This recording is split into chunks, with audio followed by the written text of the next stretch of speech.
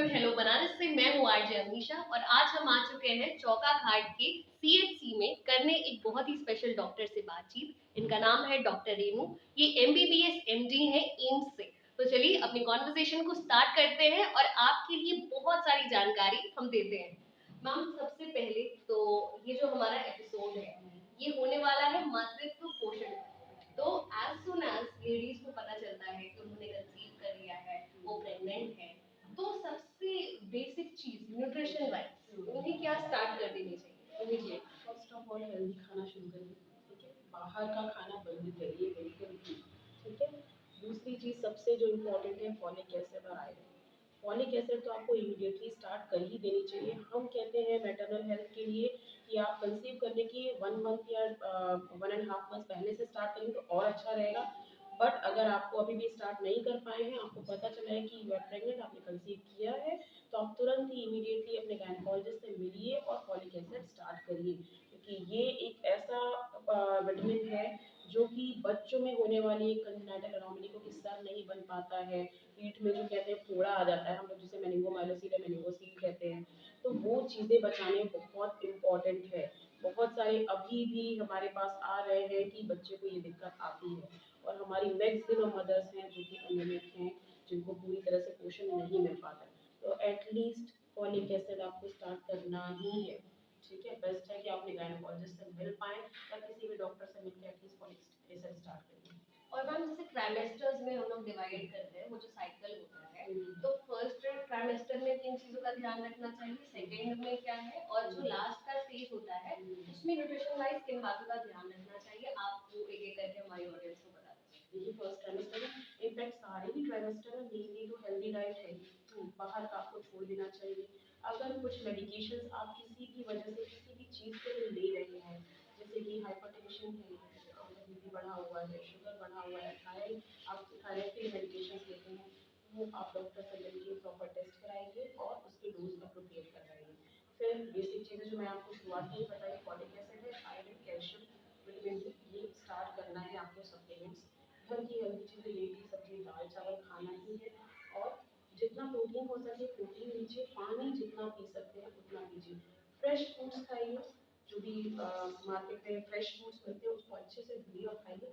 Serials usually जैसे कि ये कहते हैं अंकुरित चने वगैरह इनिशियल में अवॉइड करते हैं कि ये सब अवॉइड करते हैं, क्योंकि उतना क्लियरली वॉश नहीं हो पाते हैं। तो कुछ ऐसे इन्फेक्शन हैं जो मदर को मिल सकते हैं, जो बच्चों को भी अफेक्ट कर सकते हैं। तो इसलिए हम लोग कहते हैं वो शुरुआत में अवॉइड कर देंगे तो अच्छा है। ओके, सेकेंड ट्राइमेस्टर में ये सारी चीज़ें नहीं हैं।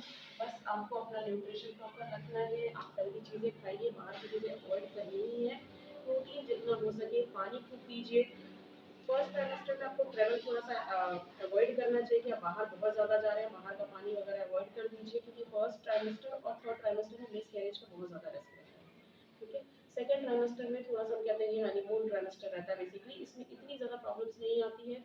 और दूसरा जो फर्स्ट ट्राइमेस्टर पे आप नहीं खा पाए हैं बिकॉज ऑफ एनी कॉज कि आपका नोजिया हो रहा था या वॉमिटिंग, जो कि फर्स्ट ट्राइमेस्टर में बहुत ज़्यादा होता है, ये न्यूट्रिशन आप सेकेंड ट्राइमेस्टर में अच्छे से मेंटेन कर सकते हैं। एनीमिया है, वेट गेन आपका अच्छा होगा, आयरन फॉलिक एसिड आप बेटर ले पाएंगे, क्योंकि आपका इस टाइम नोजिया वॉमिटिंग वगैरह ये सब सारी चीज़ें कम हो जाती हैं। आपकी डाइट भी इम्प्रूव हो जाएगी इस टाइम, तो वो सारी चीज़ें आप बेटर न्यूट्रिशन फिर से ले सकते हैं। बहुत सारे लोगों में मैम एक भ्रांति है कि नारियल खाएंगे या सफेद चीजें खाएंगे तो बच्चा पूरा पैदा ऐसा होगा। कुछ नहीं होता। फर्स्ट ऑफ ऑल ऐसा कुछ भी नहीं होता है। नारियल पीने का पानी पी लिया या सफ़ेद नारियल नारियल खा लिया तो उससे बच्चा बहुत बुरा होगा। ये टोटली जेनेटिक चीज़ है। ठीक है, जैसे भी आपका फैमिली में जेनेटिक्स चली आ रही है, ऐसा भी नहीं कि मदर फादर बिल्कुल काले ही है तो हो सकता है कि उनके ग्रैंड पेरेंट्स पूरे हो, वो जीन काली वाली इनमें आई है, तो बच्चा बुरा भी ऐसे भी हो सकता है। लेकिन ये पूरी तरह से जेनेटिक है, जैसा जीन्स पेरेंट्स में रहेगा बच्चे का कलर वैसा ही होता है यूजुअली। ठीक है, तो इस सबसे कुछ नहीं होता। हाँ, न्यूट्रिशन वाइज शायद ये मिथ इसलिए बनाया गया होगा, इसके पीछे साइंटिफिक रीजन होगा कि मदर ज़्यादा से ज़्यादा हाइड्रेशन ले, और नारियल पानी बड़े अच्छे इलेक्ट्रोलाइट्स होते हैं, तो मदर शायद ज़्यादा पी ले गोरा बच्चा करने के लिए, और जो सास है वो भी बहू को थोड़ा ज़्यादा पानी पिलाने के लिए नारियल पानी की मेरा पोता गोरा होगा, तो इसलिए शायद बैकग्राउंड में साइंटिफिक रीजन ये रहा होगा, इसलिए मैंने कहा। बट ऐसा पूरे कंसेंस का कोई गलत नहीं। और मैम जैसे आपने बताया कि मदर्स की भी इनिशियल हेल्थ है कि उनको बीपी है या उनको कोई और इशू है जैसे साइनस है या कुछ श्योर श्योर। तो कुछ जो खाने की चीजें होती हैं जैसे बीपी है तो आपको नमक कम लेना है, आप चाहे प्रेग्नेंट हो चाहे आप प्रेग्नेंट नहीं है, या फिर हाइपरटेंशन की बेसिक हाँ चीजें जी। हैं। आप नॉर्मल सॉल्ट ले सकते हैं, 2 ग्राम सॉल्ट हम लोग अलाउ जैसे करते हैं। नॉर्मल दाल चावल सब्जी रोटी में सॉल्ट ले सकते हैं, हाँ ऊपर से छिड़कना नहीं है। ये जो बाहर के पैक्ड चीजें रहती हैं, नमकीन है भुजिया है, ये सब चीजें बहुत ज्यादा सॉल्ट होता है, वो चीजें अवॉइड करनी चाहिए। कुछ फ्रूट्स जैसे गायनिकोलॉजिस्ट मना करते हैं कि जैसे पपीता नहीं खाना चाहिए। पपीते में जो पैपेन करके जो एंजाइम है वो पेट को थोड़ा सा पेरिस्टालसिस को बढ़ा देता है, तो यूट्रस में भी कॉन्ट्रैक्शन बढ़ाएगा तो मिसकैरेज का रिस्क बढ़ जाता है।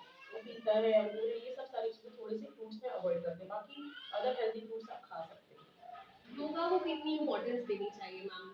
बिल्कुल आप कर सकते हैं योगा। हर ट्राइमेस्टर वाइज अलग अलग एक्सरसाइजेस बताई जाती हैं। थोड़ा थोड़ा माइल्ड एक्सरसाइज आप कर सकते हैं, टहलना है थोड़ा, फ्रेश एयर में वो आप कर सकते हैं। ये सब थोड़े छोटे छोटे योगा आप कर सकते हैं। बिल्कुल काम अवॉइड करके बेड रेस्ट पे चले जाना ये बिल्कुल भी ठीक नहीं है, ना आपके लिए ना आपके होने वाले बच्चे के लिए। तो अभी हमने बात की फूड ऑफ द बॉडी की। आजकल जो एक बहुत पॉपुलर टर्म है फूड ऑफ द माइंड, कि दिमाग का खाना, जैसे हम लोग कंटेंट कुछ देखते हैं डिजिटली, तो क्या डिजिटल जो चीजें हम लोग देखते रहते हैं, फोन चलाते हैं, रील्स पे जो भी कंटेंट देखते हैं, वो असल में अफेक्ट करता है हमारी प्रेगनेंसी में, हमारे बच्चे को, हमारे हेल्थ को? बिल्कुल करेगा। जैसे कि कहते हैं ना कि ये रेडिएशंस जो है ये डेफिनेटली इफेक्ट करेंगे, तो आप स्क्रीन टाइम कम करेंगे तो ये बहुत अच्छा रहेगा। हाँ, जो रील्स में बता रहे हैं कि ये खा लीजिए वो खा लीजिए, उससे आप बहुत ज़्यादा अफेक्ट होते हैं मेंटली भी बहुत। आप साइकोलॉजिकली मेंटली आप ना बहुत डिस्टर्ब हो जाते हैं कि यार मैंने तो ये नहीं खाया तो मेरा बच्चा ऐसा हो जाएगा, वो नहीं खाया तो मेरा बच्चा ऐसा, ऐसा कुछ नहीं होता है। जो हमारे बहुत बेसिक से न्यूट्रिशंस थे वही आप घर की चीज़ें खाइए, वो आपके लिए बेस्ट है।